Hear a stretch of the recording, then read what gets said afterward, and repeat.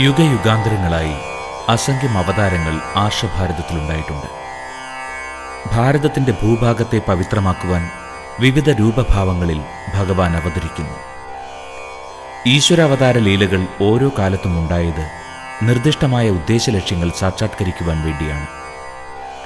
ധർമ്മതൽപരരായ ജനങ്ങളുടെ പ്രാർത്ഥനകൾ താഴെ നിന്ന് മേൽപോട്ടുയരുമ്പോൾ യുഗങ്ങൾ തോറും ഭഗവാൻ അവതരിക്കുന്നു. താഴോട്ടിറങ്ങുക എന്നാണ് അവതാര ശബ്ദത്തിന്റെ അർത്ഥം. ധർമ്മം സ്ഥാപിച്ചെടുക്കുവാൻ നൂറ്റാണ്ടുകൾ കൂടുമ്പോൾ അവതാരഭാവങ്ങൾ കൈക്കൊണ്ട് ഭഗവാൻ താഴേക്കെത്തുന്നു. പുരാണപ്രസിദ്ധമായ ദശാവതാരത്തിൽ മനുഷ്യപ്രതിരൂപത്തിന്റെ പരിണാമവും പരമകാഷ്ഠയും അടങ്ങിയിരിക്കുന്നു. സൃഷ്ടിസ്ഥിതി സംഹാരകർത്താവായ ജഗദീശ്വരന്റെ ത്രിമൂർത്തികളിൽ സൃഷ്ടികർത്താവായ വിഷ്ണുവിന്റെ അവതാരങ്ങളാണ് ദശാവതാരം.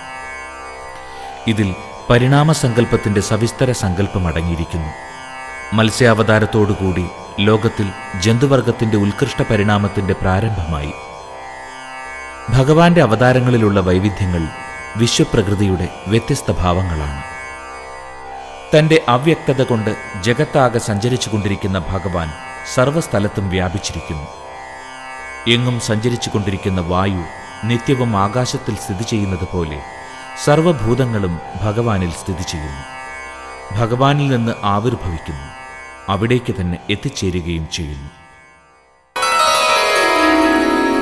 തത്ക്ഷേത്രം യച്ഛയാദൃച്ഛ യദ്വികാരി യദച്ഛയത് സചയോ യത്പ്രഭാവശ്ച തസ്മാത്സേന മേ ശൃണുഃ. ക്ഷേത്രായനം ക്ഷേത്രായനം.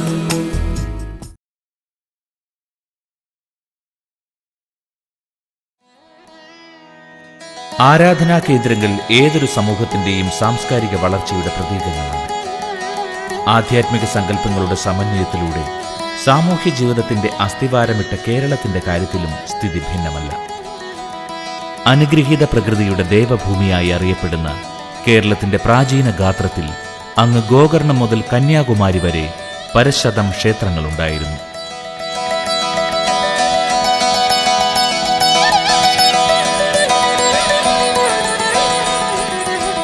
നൂറ്റാണ്ടുകളുടെ ചരിത്രം മൂകമായി ഉരുവിടുന്ന പുരാതനമായ ആ ക്ഷേത്രങ്ങളിൽ പലതും നാമാവശേഷമായെങ്കിലും കാലത്തിന്റെ കുത്തൊഴുക്കിൽപ്പെടാതെ അവയിൽ ചിലതെങ്കിലും അവശേഷിച്ചു.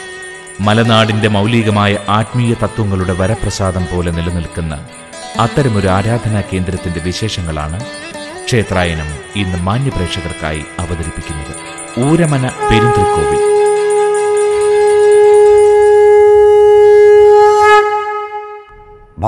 ഭാസ്വൽ സഹസ്രപ്രഭമരിതരകൗമോദകീപങ്കജാനീയർ ദ്രാഘിഷ്ഠയ്യർ ബാഹുദണ്ഡയ്യർ ദശതമജിതമാപീതവാസോവസാനം ധ്യായേൽ സ്പായൽ കിരീടോജ്വലമകുടമഹാകുണ്ഡലം വന്യമാലാവത്സശ്രീ കൗസ്തുഭാഢ്യം സ്മിതമധുരമുഖം ശ്രീധരാശ്ലിഷ്ടപാർശ്വം.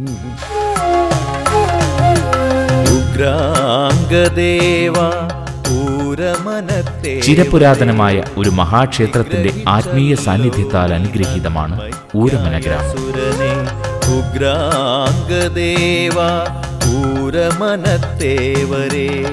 മൂവാറ്റുപുഴയാറിന്റെ ഫലഭൂയിഷ്ഠതയിൽ തളിർക്കുന്ന ഈ ഗ്രാമീണ സൗഭാഗ്യത്തിന്റെ ആത്മീയ പരിസരം ഊരമന പെരുന്തൃക്കോവിലിന്റെ മഹിമയാണ്. നൂറ്റാണ്ടുകളുടെ വൃദ്ധിക്ഷയങ്ങൾ കണ്ടറിഞ്ഞ ഈ മഹാക്ഷേത്രത്തിന് അനുഗ്രഹദായകരായ ആരാധനാമൂർത്തികൾ രണ്ടുണ്ട്. ഈ മഹാപ്രപഞ്ചത്തിന്റെ ശക്തിയെ തന്നിലേക്ക് ആവാഹിച്ച ഉഗ്രമൂർത്തിയായ നരസിംഹവും ശൈവ വൈഷ്ണവ സമന്വയത്തിന്റെ സാത്വിക ഭാവമായ ശ്രീ ധർമ്മശാസ്താവും. ശ്രീ നരസിംഹസ്വാമിയെയും ധർമ്മശാസ്താവിനെയും തുല്യ പ്രാധാന്യത്തോടെയാണ് ഇവിടെ ആരാധിക്കപ്പെടുന്നത്. കേരളീയ ക്ഷേത്ര ആരാധനാ സങ്കല്പത്തിൽ അന്തർലീനമായിരിക്കുന്ന ശൈവ വൈഷ്ണവ സമന്വയത്തിന്റെ സമവായ സ്വരൂപമാണ് ഈ ക്ഷേത്ര സങ്കേതം. എറണാകുളം ജില്ലയിലെ മൂവാറ്റുപുഴയിൽ രാമമംഗലം പഞ്ചായത്തിലെ ഊരമനയിലാണ് ക്ഷേത്രം സ്ഥിതി ചെയ്യുന്നത്. മൂവാറ്റുപുഴയാറിന്റെ തീരത്ത് കാണപ്പെടുന്ന ക്ഷേത്രമതിലകത്ത് പൂർവദിക് മുഖമായി പ്രത്യേകം ശ്രീകോവിലുകളിൽ ശ്രീ നരസിംഹസ്വാമിയും ശ്രീ ധർമ്മശാസ്താവും കുടികൊള്ളുന്നു. നരസിംഹസ്വാമി ക്ഷേത്രത്തിന് ഏകദേശം 3000 വർഷത്തെ പഴക്കമുണ്ടെന്ന് കണ്ടെത്തപ്പെട്ടിട്ടുണ്ട്. നിലവറയിൽ ഒതുങ്ങാത്ത ധനധാന്യ സമൃദ്ധിയോടെ ശോഭിച്ചിരുന്ന ഈ ക്ഷേത്ര സങ്കേതം സ്ഥാപത്യ തത്വാനുസാരിയായ ഉത്തമ ക്ഷേത്രസ്ഥലിയിലാണ് സ്ഥാപിക്കപ്പെട്ടിരിക്കുന്നത്. ദേവാലയ നിർമ്മാണത്തിന് തിരഞ്ഞെടുക്കുന്ന സ്ഥലത്തിന് ചില പ്രമാണങ്ങൾ ബാധകമാണ്. അത് പശുക്കളും മനുഷ്യരും ഫലപുഷ്പ ദുഗ്ധവൃക്ഷങ്ങളുമുള്ള സ്ഥലമായിരിക്കണം. കിഴക്കേ ദിക്കിലേക്ക് ചരിവുള്ളതും സമനിരപ്പായതും മിനുസമുള്ളതുമായ ഈ സ്ഥലത്ത് പ്രദക്ഷിണ വഴിയായി ജലമൊഴുകണം. മനോഹരമായ ഈ പ്രദേശം ധാന്യങ്ങൾ വിതച്ചാൽ വേഗം മുളയ്ക്കുന്നതും ധാരാളം മണ്ണുള്ളതും ക്ഷയിക്കാത്ത ജലാശയം നിലനിൽക്കുന്നതും ശീതോഷ്ണങ്ങളിൽ തുല്യാവസ്ഥയുള്ളതുമായ ഭൂമിയാകണം. കാലക്രമത്തിൽ ദേവാലയ നിർമ്മാണത്തിനുള്ള ഭൂപരിഗ്രഹത്തിന്റെ ലക്ഷണങ്ങളിൽ ചിലത് ഇവിടെ നിന്ന് മാഞ്ഞുപോയിട്ടുണ്ടെങ്കിലും ഇപ്പോഴും ഒരു ഉത്തമ ക്ഷേത്ര സങ്കേതത്തിന്റെ ലക്ഷണങ്ങളിൽ പലതും ഇവിടെ നിലനിൽക്കുന്നു എന്നത് ഒരു വസ്തുതയാണ്. സകല ചരാചരങ്ങളും സമഭാവനയോടെ വർത്തിച്ചിരുന്ന ഈ പുണ്യഭൂമി അവതാരപുരുഷനായ ശ്രീ പരശുരാമൻ നരസിംഹ പ്രതിഷ്ഠയ്ക്കായി തിരഞ്ഞെടുത്തു എന്നാണ് ഐതിഹ്യം. ഒരിക്കൽ അവതാരപുരുഷനായ പരശുരാമൻ സമുദ്രതീരത്തുകൂടി സഞ്ചരിക്കുമ്പോൾ വിഷ്ണുരൂപത്തിലുള്ള ഒരു പൂർണ്ണകായ പ്രതിമ കടലിൽ നിന്ന് കണ്ടെടുത്തു.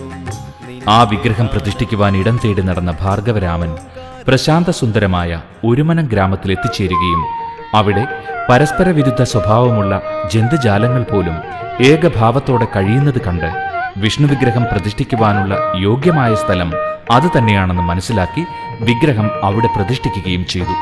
ഏവരും ഒരു മനസ്സോടെ കഴിഞ്ഞിരുന്ന ആ ഒരുമനം ഗ്രാമമാണ് കാലക്രമത്തിൽ ഊരമന എന്ന് അറിയപ്പെട്ടു തുടങ്ങിയത്.